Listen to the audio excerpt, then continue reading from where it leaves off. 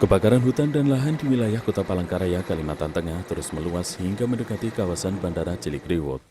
Kencangnya tiupan angin ditambah semak belukar kering akibat kemarau membuat api dengan mudah menjalar hingga membakar lahan seluas 3 hektar. Kebakaran hutan dan lahan terjadi di sejumlah daerah di Kalimantan Barat. Salah satunya di Desa Sungai Raya, Kabupaten Kubu Raya, Kalimantan Barat. Dari rekaman video kamera tanpa awak, api dengan cepat membakar lahan gambut. Tampak juga asap tebal membumbung tinggi ke udara. Assalamualaikum warahmatullahi wabarakatuh. Shalom, Om Swastiastu, Namo Buddhaya, Salam Kebajikan. Tabi salamat linguna latai, salam sujud karena malempang, adil kata lingu bacurami kasaruga, basengat kajubata. Yang terhormat, Bapak Arman selaku Kepala Desa Kanamit Barat, Kabupaten Pulang Pisau, dan beserta jajarannya. Pertama sekali, perkenalkan, saya Nova Angelina Sitopu selaku moderator. Selanjutnya kita dengarkan materi tentang pengertian dalam kebakaran hutan yang akan dibawakan oleh PP Rusmita Agel. Langsung saja dipersilahkan. Baiklah, di sini saya akan membawakan materi terkait pengelolaan dan pencegahan kebakaran hutan. Sebelum kita masuk ke materi, saya akan menjelaskan terlebih dahulu apa itu kebakaran hutan dan apa itu kebakaran lahan. Kebakaran hutan yaitu kebakaran yang terjadi di dalam kawasan hutan, sedangkan kebakaran lahan adalah kebakaran yang terjadi di luar kawasan hutan, dan keduanya bisa terjadi baik disengaja maupun tidak disengaja. Yang kedua, pengurangan risiko kebakaran hutan. Sangat perlu dilakukan pengkajian dan perbaikan terhadap pola dan praktek pengelolaan sumber daya hutan dan masyarakat yang tinggal di sekitar hutan. Harus dilakukan secara cepat dan efektif proses kecepatan pemadaman kebakaran hutan di sekitar lokasi kebakaran merupakan solusi agar kebakaran tidak cepat merambat ke skala yang lebih besar.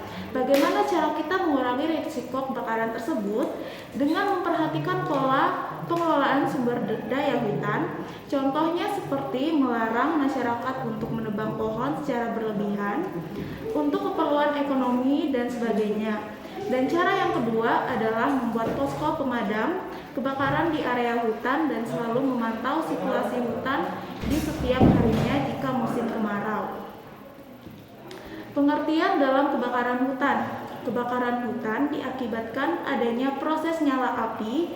Hal ini dapat terjadi jika terdapat unsur yaitu bahan bakar, udara, dan panas atau temperatur tinggi. Bentuk kebakaran hutan. Kebakaran bawah atau hutan bergambut, tanah mineral atau batu bara. Yang kedua, kebakaran permukaan, api membakar semak-semak atau anakan pohon. Yang ketiga, kebakaran tajuk, api berawal dari serasah kemudian merambat ke pohon.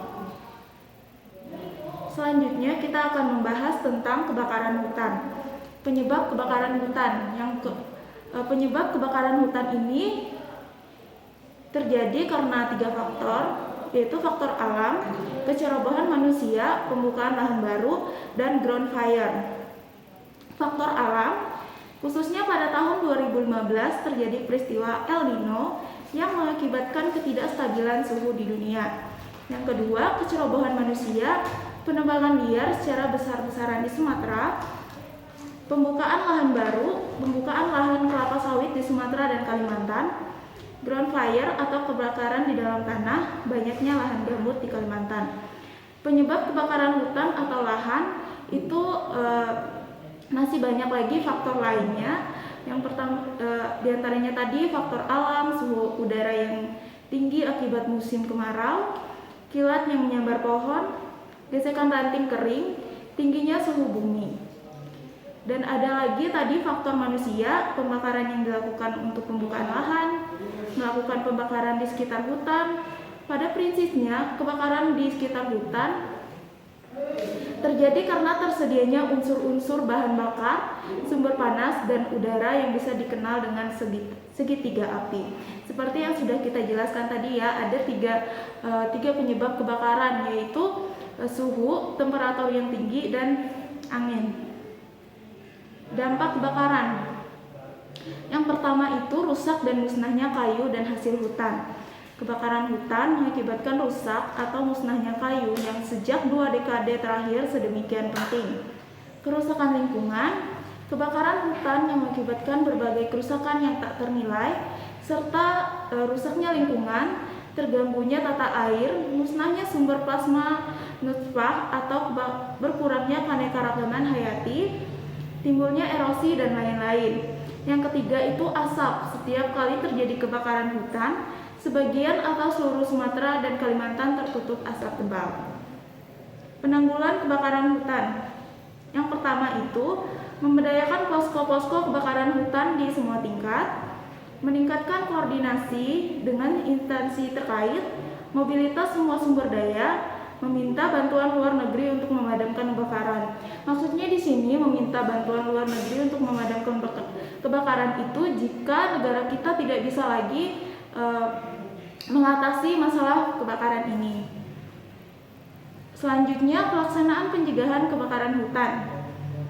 Untuk terlaksananya kewajiban dalam kegiatan perlindungan hutan dan area lainnya, pemegang hak penguasa hutan tanaman industri dan badan usaha yang menggunakan lahan wajib membentuk organisasi regu Satgas Damkarhut, baik yang melekat dalam satuan pengaman Satpam maupun berdiri sendiri.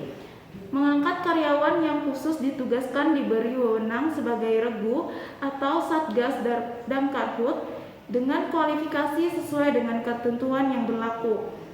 Menyediakan sarana dan prasarana pemadam kebakaran hutan yang mencukupi, memasang rambu-rambu peringatan tentang bahaya kebakaran hutan, dan menyiapkan alat bantu penyuluhan berupa leaf, poster, stiker, dan lain-lain.